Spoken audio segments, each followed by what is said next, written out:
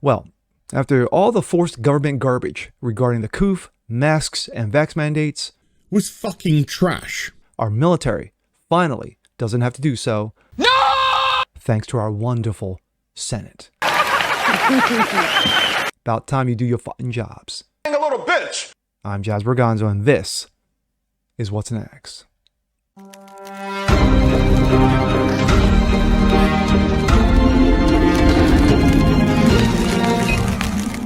What's up, everyone? Jazz Berganzo here, another episode of What's Next. Hope you guys are doing well on this Friday. Of course, it's been a dreary 24 to 36 hours because we've been getting sleet and freezing rain over in the East Coast, but hopefully you're dry where you are.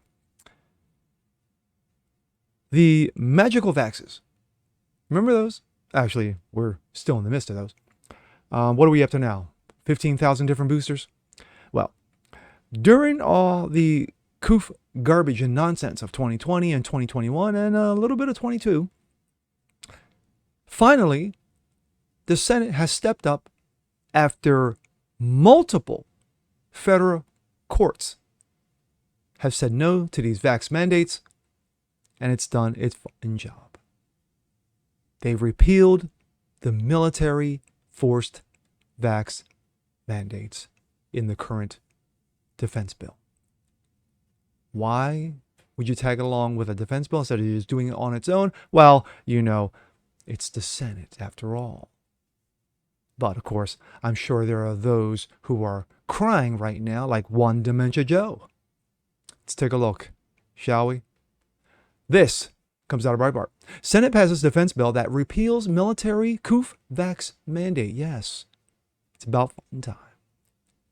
The Senate on Thursday passed the National Defense Authorization Act, the NDAA, which repeals Biden administration's military vaccine mandate. Yes, Dementia Joe, about time they told him to go off. The Senate passed the bill for the fiscal year of 23. The bill featured a strong bipartisan support for the bill. Shocking. The NDAA repeals Biden's military vaccine mandate. While many Senate Republicans cheered the repeal of the mandate, GOP senators such as Rick Scott said he would continue to fight to give the back pay. This is the main story. To give the back pay for those who were wrongfully discharged. Florida is home to 21 military bases and 3 unified commands, and proud of the important strategic role that we play in national defense. As a member of the Senate Armed Services Committee, I fought hard this year to make sure, as the Sunshine State, America's national security initiatives, our military, veterans, and their families got big wins in the NDAA. Since coming to the Senate 4 years ago, I've consistently advocated for major investments in our defensive capabilities and to support Florida military bases and their military families. The NDAA that passed in the Senate today is a huge improvement over Dementia's woefully inadequate defense budget proposal and a great win for Florida, America's national security, and our military community, but there is still work to do.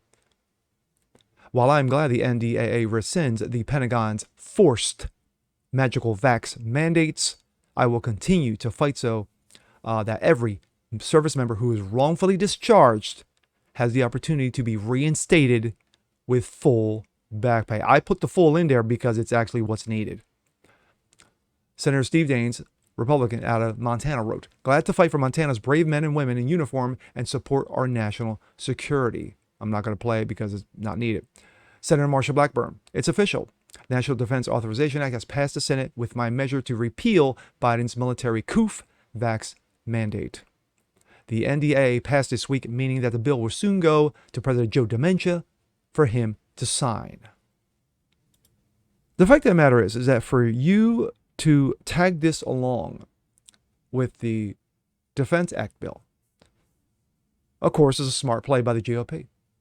Because they know that if Dementia Joe decides to decline or veto the bill because, well, you know, this vax mandate issue is a problem for me and I can't stand it, basically telling the military to go fuck themselves, as pretty much this dementia-riddled administration has done for the better part of 2+ years. Yeah, optically, wouldn't look good. So, realistically, pessimistically, he will sign it. And great for Rick Scott to be patting himself on the shoulders and saying, hey, you know, Florida, I'm here for you. I've been fighting for you, you know? And of course, it helps the rest of the country. The sad thing is, for the thousands of military members, and like I said, this is the key point in the story, the thousands of military members who were wrongfully discharged because they stood up for their convictions and their principles, were basically told to go off. The United States told them, fuck you and your service, bye-bye. You have one military member of the Army, I think Schillenberger or Schiller, who had serious disagreements regarding how we bailed out of Afghanistan and left military members and their families behind because of dementia's incompetence and ass clownery, and gave the Taliban $85 billion worth of military equipment and technology. But who cares about that? Come on. I got us out of Afghanistan, Biden said at the time. He was forced to leave. Of course, this is separate from the COOF mandates, the vax mandates, but it all plays well together.